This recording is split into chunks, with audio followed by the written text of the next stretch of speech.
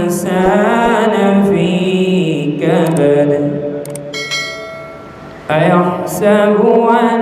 لن يقدر عليه أحد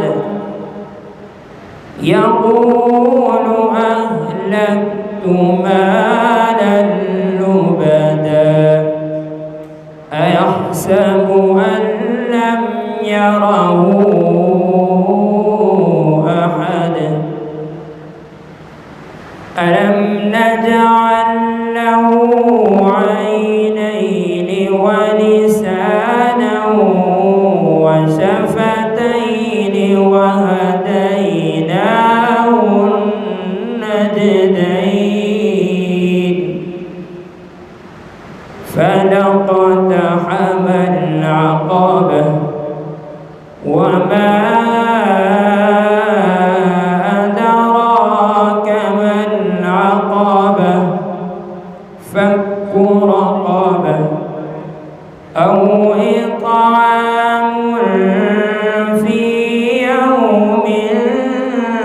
ذي مسغبة يتيما ذا مقربة أو مسكينا ذا متربة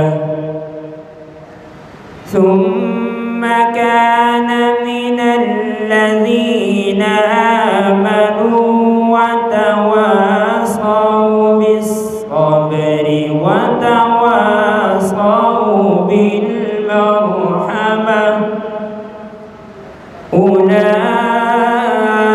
أولئك أصحاب الميمنة والذين كفروا بآياتنا هم أصحاب المشأمة عليهم نار